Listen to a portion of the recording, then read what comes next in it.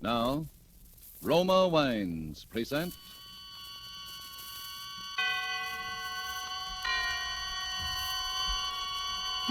Suspense.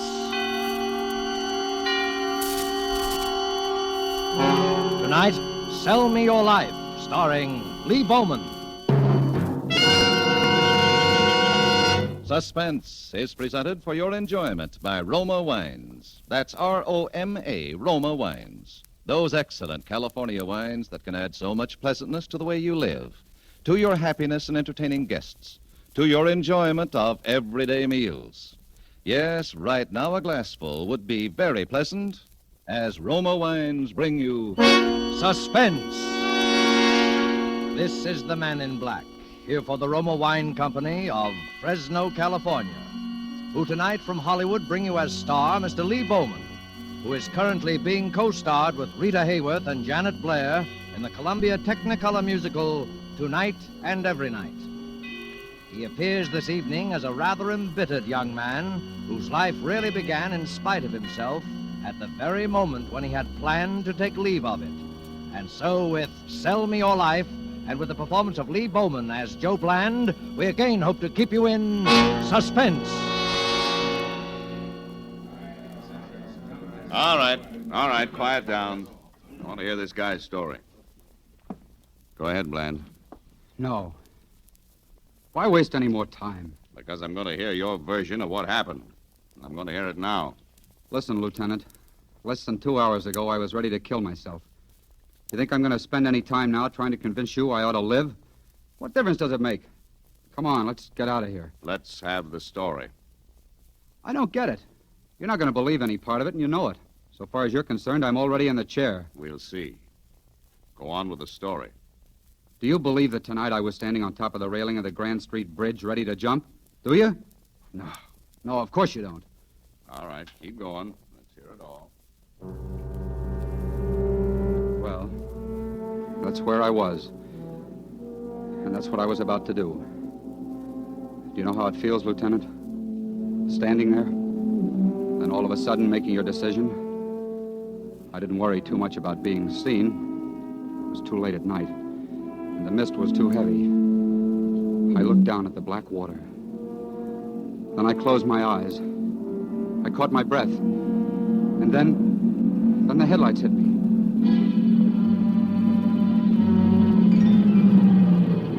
And the next second, I knew the driver had seen me. I heard the car stop and the door open. I couldn't move. I couldn't jump on over, and I couldn't climb back down. I just stood there and listened to the footsteps come toward me and then stop. What do you think you're doing? A woman. The footsteps should have told me that, but they didn't. I wonder if you know how silly you look pitched up there. I got my first good look at her then. Dark hair, about 30, and, yeah, a knockout. Come on down. Why don't you get back in your car and go on about your business? I'm waiting for you to come on down, or else jump over. You... That's right. A gesture as big as that deserves an audience. I'll see that you have one. Well, I'm waiting. That's more like it. Okay, the place is yours. No, wait. Don't you understand? I want to help you. Why? What difference does it make to you? Here, let's get in the car. There's nothing you or anybody else can do. Can't you see? Oh, you're tired, aren't you? How long have you been walking? I don't know. Hours, I guess. Then come on. At least I can give you a lift to your next bridge. I can't explain it, but I guess I just didn't have much fight left in me. Because there I was, driving on off the bridge. And all of a sudden, I found myself spilling the whole thing. I told her how a certain pal of mine juggled the company books, my books as well as his, about how he could never admit I was innocent because he dropped over dead this morning, about how the auditors would be through by tomorrow and I'd be up for embezzlement. Yeah, I can see by your face. You think that old corny story, but it's true. Well, I told her about it, about how that would put me away for good because it would make my third conviction.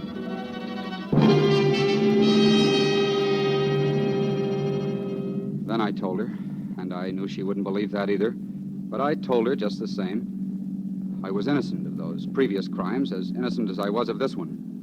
Innocent of all of them, is that right? Yes. Well, why don't you let me out here? Thanks very much for everything. Wait. That money they think you took. Wouldn't it help if you could somehow make it good? Sure.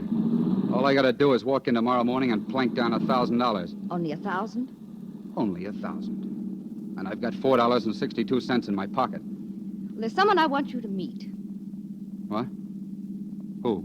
Your future employer, I hope. His name is Andrew Bodine. Bodine? The banker? Yes.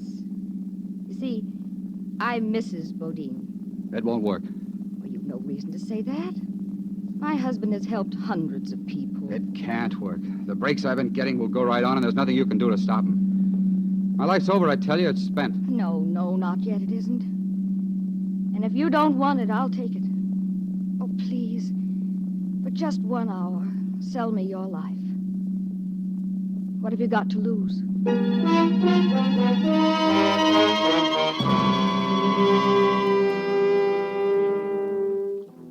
She took me into the Bodine place, and we came straight to the library here. That's where Mr. Bodine would be, she said. But then, when she opened the door, I saw a young-looking guy. He was over there, working at the desk. Oh, I'm sorry, Mr. Faraday. It was just that I expected my husband. Oh, another one of those conferences, I'm afraid. He was called away only a few moments ago. Oh, that's unfortunate. Oh, this is Mr. Faraday, my husband's secretary. Glad to know you. Well, thank you. I don't believe I heard your name, Mr. If you don't mind, Mr. Faraday, I wonder if you'd excuse us. Why, certainly. My work's pretty well cleared up anyway. Good night, Mrs. Bodine. Good night. See, the fact that my husband isn't here right now isn't really going to matter too much. I'm appealing to you for help. Appealing to me for help? Yes. During the time you've been under sentence, you've naturally had considerable contact with, well, criminals. I want you to identify just such a person. I guess I don't get what you... My husband's life is in danger. I'm sure of it. In danger? But from what? No, I shan't tell you whom I suspect. I want you to find that out. I want you to give me proof. Most important, I want you to give my husband protection. How? By watching him, by observing everyone who comes in contact with him, whether casually or regularly. Oh, yes, would you just step over there to the desk? No, behind it. Now, that first drawer on the left. This one? Yes, that's it. Open it. Why, it's filled full of bills, $100 bills. Mm-hmm. My husband calls it his trust fund. It's always there to help those he feels deserve help. Count off 10 of them. Please, go on. Why, I can't do that. Oh, it isn't charity. In your case, it's salary. And it will settle up that difficulty at your office, now won't it? If it doesn't, we can always add to it. Yeah, but you don't know anything about me. You don't even know what I was coming to that. You'll probably start work for us tomorrow, and... Oh, yes, here's a pad. If you'll just jot down where we can reach you. You mind? No, of course not. It's the Rex Hotel. They've got a payphone in the lobby. I put the number down there. Good. That should do it. Well, you're forgetting something, aren't you? Forgetting something? My name. I put it down, too. It's Bland. Joe Bland. Well, I'm happy to know you, Joe. Haven't you forgotten something? Me? No, what? The $1,000.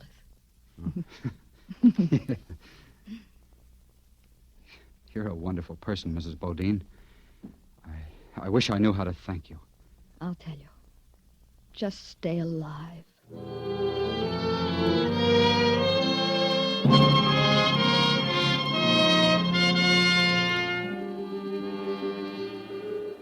I took the slow way home tonight because, well, whether you believe it or not, Vance, there was a lot of thinking I wanted to do. Mostly about that woman I'd met. And while I was climbing upstairs to my room, I realized what she'd really done. All because of her, I'd sort of been born again. I let myself into my room, and switched on the overhead light. All right, Joe. Just put your hands up. There you were, Vance, sitting in a chair across the room. I'd never seen you before. That's it. Now just keep 'em up. I'm Vance, police headquarters. Now stand still while I check you over. The office. I didn't think they'd get to that till tomorrow. Well. That's so. Here we are. $1,000. Serial number G6. That's it. All right, where's the rest? The rest? Well, that's all there Get is. it, huh? That's what I thought. Took you long enough to get here. Now, listen, I was going to turn that over to the company in the morning. The now. company? What company? Why, my company. I Aren't don't you? know what you're talking about. Just tell me where you put the gun. The gun? You hid that too, huh? Wait a minute. I never had any gun. What is this? I don't know I what guess you are as dumb as you act. Anybody who'd leave his name, address, and phone number on his victim's desk can't be very bright. They just posted a reward for the guy who robbed and then murdered Andrew Bodine. It looks like I'm the guy who's going to collect it. What? Andrew Bodine? Murdered? As if you didn't know, sweetheart. Come on, we're going back out there.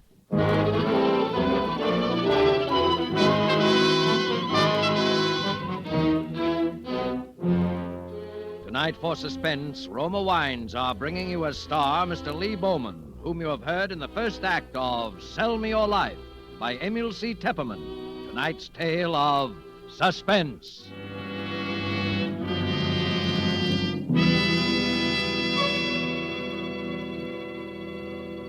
This is Truman Bradley for Roma Wines. Elsa Maxwell is recognized internationally as an authority on gracious living. You will be interested in something she said the other day about wine and wartime food rationing. Listen. I find that people who know one simple secret of serving delicious meals aren't bothered much by food rationing. That secret is to enjoy good Roma wine with food. For instance, I recently had dinner with some old friends. The main dish was kidney bean casserole. And to give this simple food a delightful party flavor, my hostess served cool Roma California Burgundy. Everyone remarked about its wonderful bouquet and aroma, and about the way that good Roma Burgundy added enjoyment to our plain meal.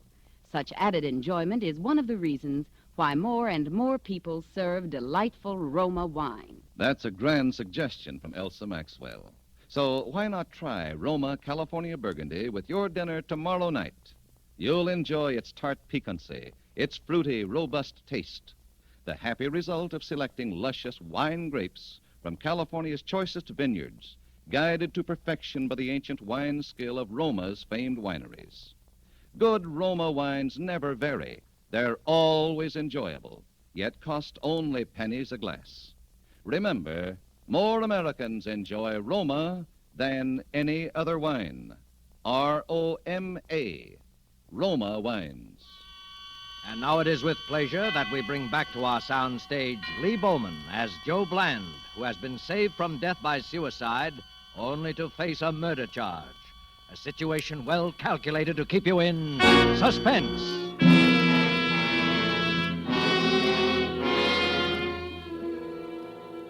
We came back here to the Bodine's library. The room was packed, loaded with police and reporters. It was full of Andrew Bodine, too. He was stretched out behind the desk, covered with a sheet. Hey, Bland, look over this way, right into the camera. That's it. About this guy's fingerprints, Lieutenant. We got him off his police record. Yeah? They matched the prints on the desk drawer, all right. Where the money was, I mean. I know. He admits taking the money, 1,000 of it. Says Mrs. Bodine told him to take it. Anything else? Yeah, he admits he needed the dough. Says he's about to be stuck on an embezzlement charge. Has he admitted shooting Lincoln yet? Looks like you... Oh, here's that secretary. Faraday, we've been waiting for you. Oh, well, I'm very sorry, Lieutenant, but I was with Mrs. Bodine. She's rather hard hit. Yeah? Well, here's the guy. Can you identify him? Well, I should be able to.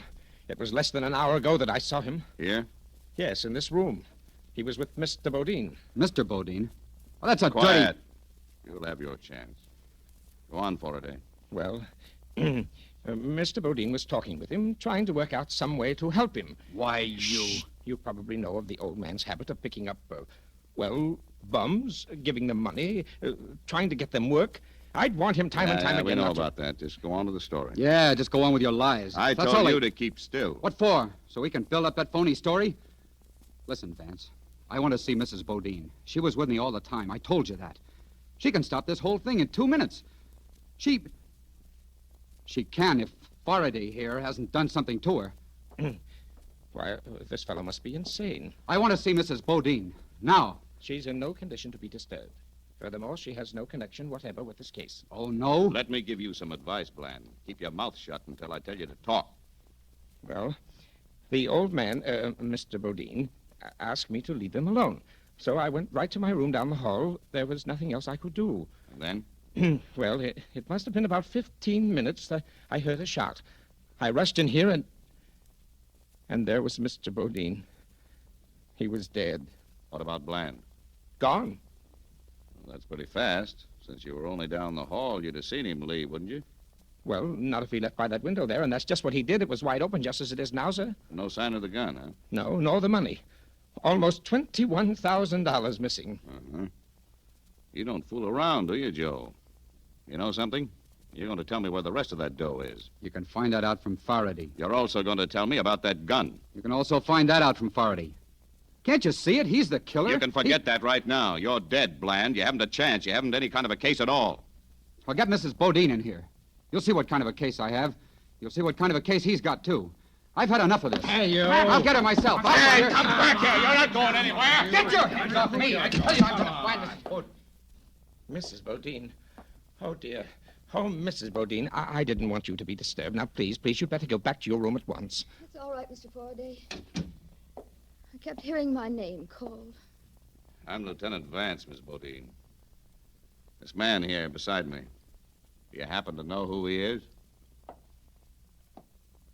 This man? Yeah, me. I've never seen him before in my life.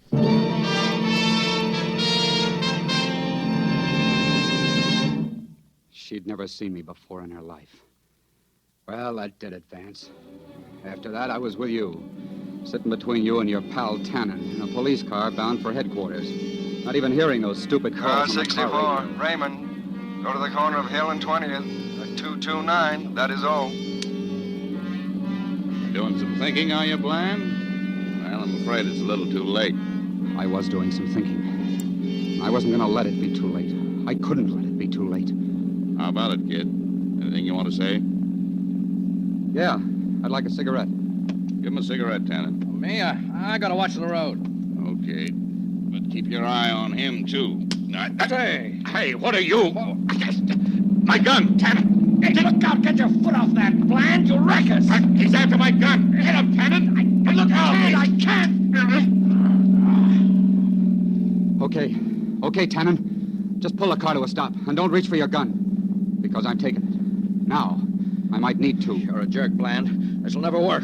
I'll try anything, even suicide, didn't you know? Now stay there till I get Vance out.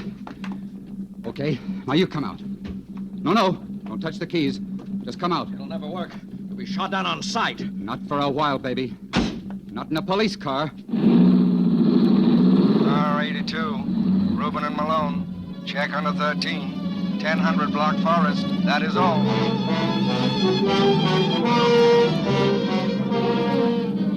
Attention all cars. Attention all cars.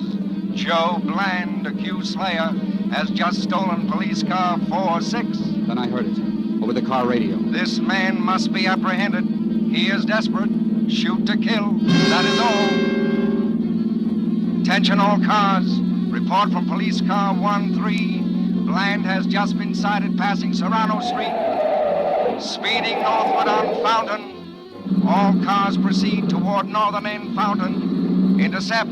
That is all. Now crossing Selma and Riverdale.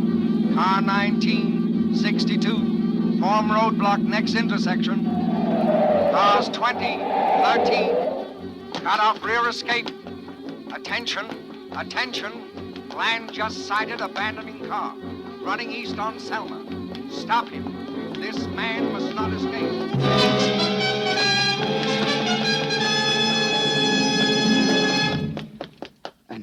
somehow, some way, by running up alleys, by hitching rides, I got back to the Bodine place. The library window, the one they'd said I'd used to escape, was still open. I climbed into the room that way, and my luck still held. Blonde complexion. Faraday was there, About 33. fiddling with papers at the desk, He is armed listening and to the desperate. radio. A report during the past 5 Okay, minutes states turn it that off. police have picked up Bland's trail and Oh, are closing in on you- I him. said turn it off. Yet all civilians are urged to be on the... Now, stay where you are. Why, you... I'll call the police. Put that down. You dial one number and I'll blow your head off. Well, it doesn't matter. You heard what they said. The police have picked up your trail. They'll be here any minute. This won't take long. What? What are you going to do? Give you the best break you ever had. The gun you used to kill Bodine. Also the $20,000. I'm taking them off your hands. Why, you're not only a killer, you're a lunatic. I told you I was giving you a break. No, not because I like you. It's because I hate somebody else more than I hate you. You're just like me. A fall guy. A sucker. A pigeon. Huh? What do you mean? Do you really think she's going to split with you? Share the old man's will and insurance money? Why should she? You see, why should she? Why shouldn't she have it all? I don't get your point. Why shouldn't she turn you over, too? See where that would put her? Then there'd just be her. I don't have to listen to this. You're... Figure it out. Did she have anything whatever to do with murdering that man? Anything except working on how you'd be the guy who'd do it the minute I left here tonight? Well, How did you know?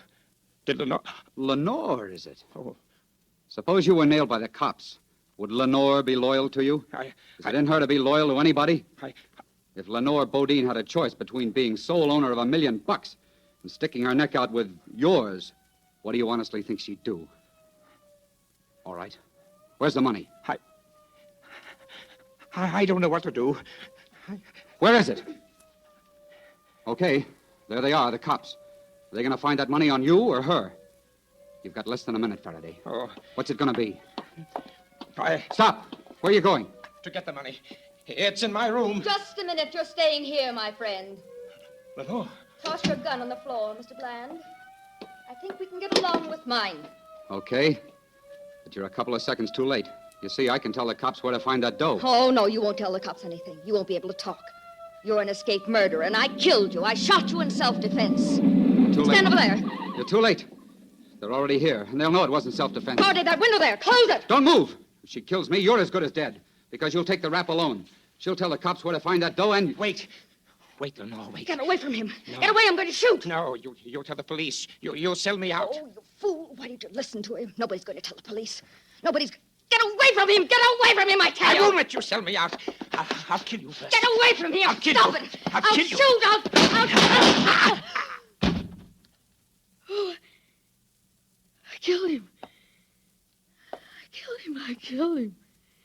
All right, killed him. Butcher. I killed him. Mrs. I Bodine, killed him. you've got the gun. Yes, I've got the gun.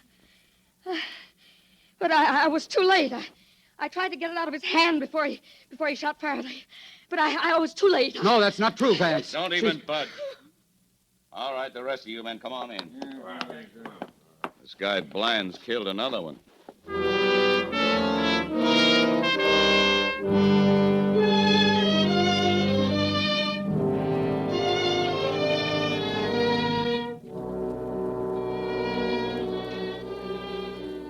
There you are, Vance. That's the story. And like I said, you don't believe it. Doesn't matter anyway. I can't win. What's the use of trying? Come on. Let's go on back to headquarters. And, Lieutenant, please see that he stays in the car this time. Don't worry, Mrs. Bodine. He won't be back here again. You all set, Tannen? Yeah. Want me to bring this gun along? Yeah, Exhibit A. Careful you don't smudge any of the prints on it. Right. Okay, boy. Prints. Prints. Fingerprints. Huh? Yeah, fingerprints on that gun. Well, that's it, Vance. My prints aren't on it. They never were on it. Only hers. Because she's the only one who ever used it. That's not true. Prints. No fingerprints on a gun. No fingerprints on... Yeah, the window. That window over there, Vance. The one you said I opened. Listen, the catch on that window, it doesn't have my fingerprints. It only has Faraday's. Or yours, Mrs. Bodine. He's lying. Don't listen to him. Yeah? Look, Bland, so it doesn't have your fingerprints on it. Maybe you wore gloves, huh? If I had, I wouldn't have left prints on that desk drawer, Vance. That's the drawer where the money was. And incidentally, you'll find that dough in Faraday's room. Now, how about it, Lieutenant? Convinced? I rather think I am. What about you, Mrs. Bodine? Are you convinced? Yes, I suppose I am. Well, it looks as though Mr. Bland will have company on his trip to headquarters. We ready? I'm afraid I won't have the pleasure of joining you. Thanks very much anyway. Haven't you forgotten something, Mr. Bland? There was a little matter of embezzlement, I believe. I'm so sorry I wasn't able to help you on that. Oh, you did all right. That $5,000 reward you posted, I think I've won it, don't you? Now, wait a minute. The guy's got a point, Mrs. Bodine. The way I see it, that reward ought to take care of the embezzlement charge with quite a nice sum left over. Looks like you got gypped, Lenore. You asked me to sell you a washed-up life. I think you'll pay for it with your own.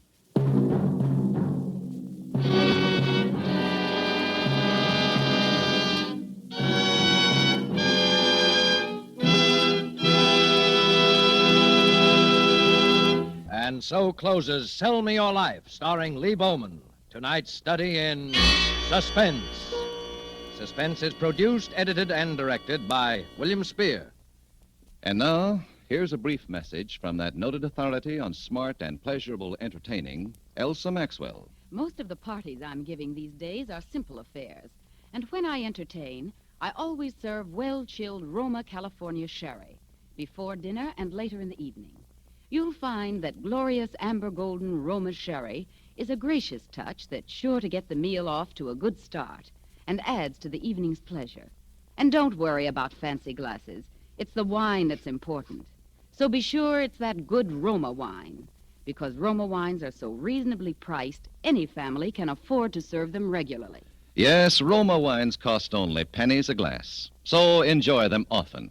Serve Roma with your everyday meals. Roma wine is delicious, for Roma quality never varies. Remember, more Americans enjoy Roma than any other wine. R-O-M-A, Roma wines. And the next time you use vermouth, either sweet or dry, choose Roma vermouth. Zestful, full-flavored, blended, mellowed, and developed with all the traditional quality winemaking skill of Roma wineries, yet surprisingly low-priced. Try it soon, will you? Next Thursday, same time, you will hear Mr. Thomas Mitchell as star of Suspense. Presented by Roma Wines, R-O-M-A, made in California for enjoyment throughout the world. Please listen to this. Mail from home can mean the difference between a good soldier and a poor soldier, between a man who knows why he is fighting and a homesick boy who knows only bitterness and indifference. Write short, frequent letters. Never mind about that great, big, long letter that never seems to get written. And always use V-mail. It is the surest way to get your letter overseas. V-mail.